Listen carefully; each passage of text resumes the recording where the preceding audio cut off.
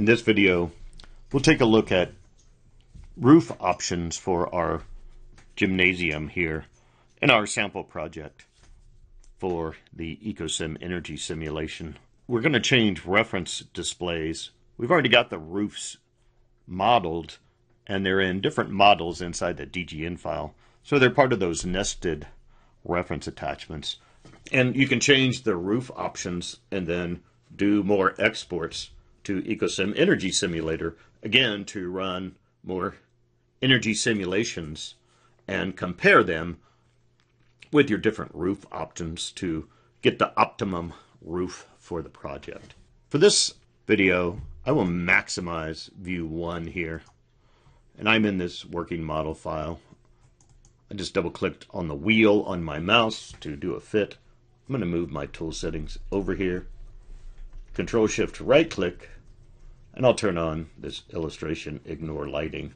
Don't forget, we can dynamically rotate our view around, so you can see the roof that is on there that we had by default. So once again, we're going to go to our references dialog. You know, right now I'm in this visualization workflow and on the home tab. So here's that references tool right here. I know we looked at it in the EcoSim Building Designer workflow. So just so you see that you can get to that tool in various places.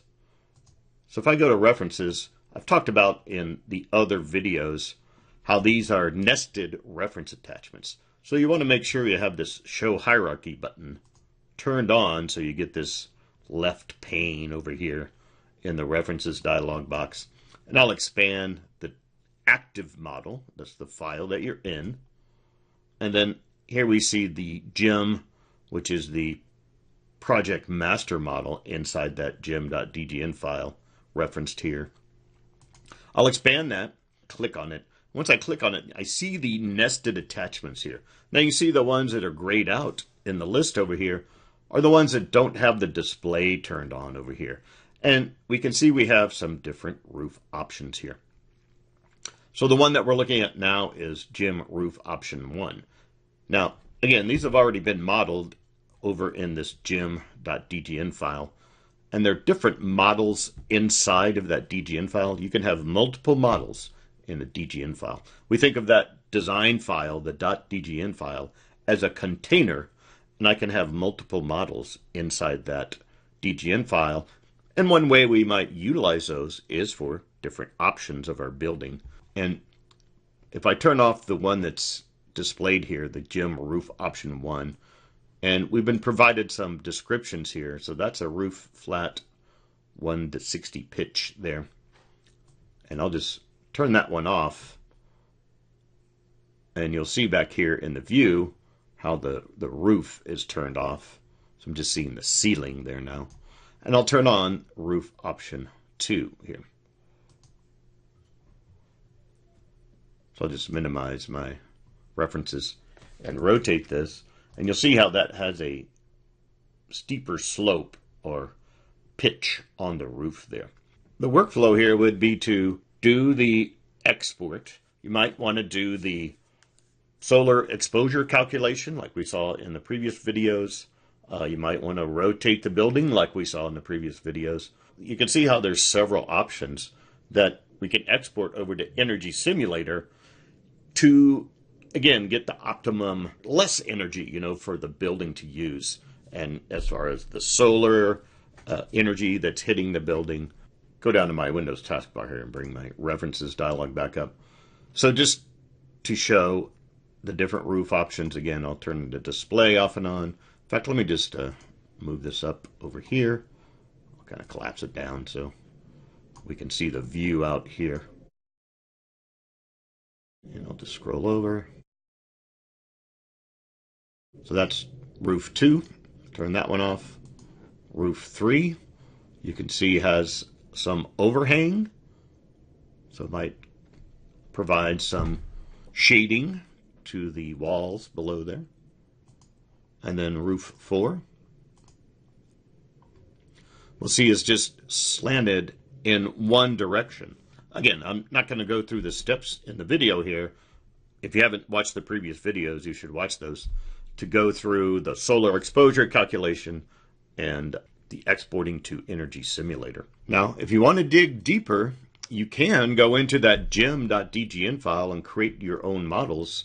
So let's just take a look at that. One way that I can get over to that file is just hover over with my element selection tool, anything that's in that model, and do a right press on my mouse. So when I say right press, that means to hold the mouse button down a little bit longer than just a click. So it's a right press. That opens up this context sensitive menu.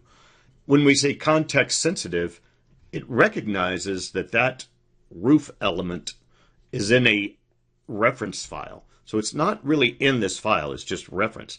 So I can use this menu here to do reference manipulations, like rotate reference, for example.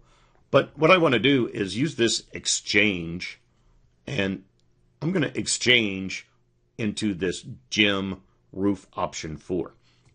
So if I just select that from that exchange list, what will happen is it will close that working model file and open the model where the roof is, the file and the model. So you can see now I'm in this gem.dgn file. I'll go ahead and do a fit on these views. Notice right now that view 1 is behind view 2, so I'll just close view 2 right there. Now, you can experiment in here.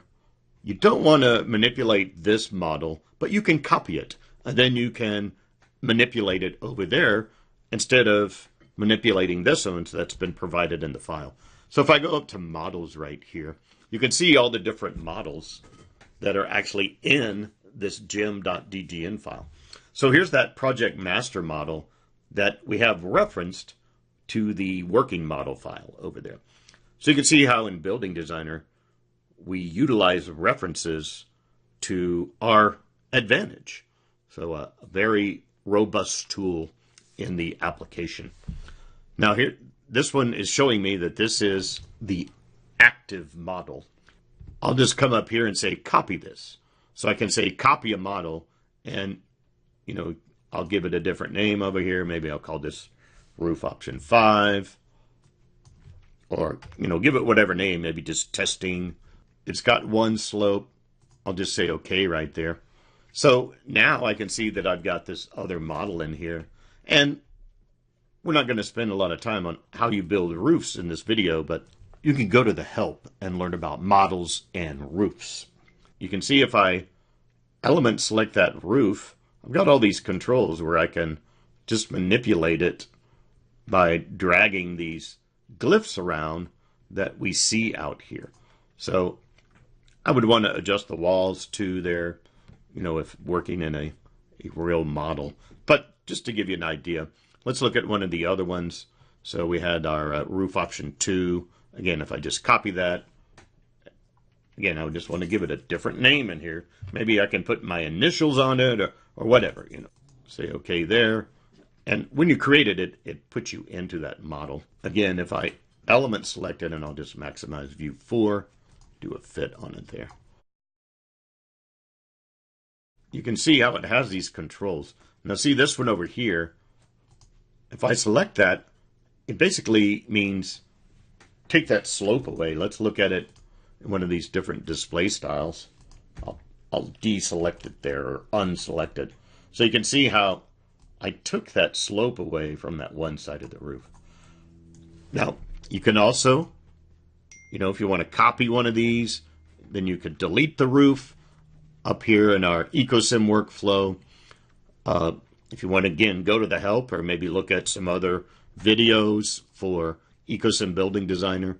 Actually, I need to come to the modeling workflow here. Modeling workflow. So we have a tab here for solids. And so these are for creating primitive solids and manipulations you can do to them. Then we have forms, that those solids come from MicroStation, our platform product. Forms have a little bit different functionality, and they're really for the building design. So they are building designer tools. Then also, if we come to the EcoSim workflow, in the architectural tab, you'll see there is actually a roof tool. So again, not going into all the details here, you can go look at the help if you'd like to learn more about the roof builder tool, for example. Now, I want to get back into the working model.dgn file, and this previous arrow down here in my view groups window, if I pick this arrow, it shows me all the previous models that I've been in. And if I pick on this history icon arrow, the sundial icon, it shows me a list of all the models I've been in during this session. So I will just come to the history and choose working model.dgn,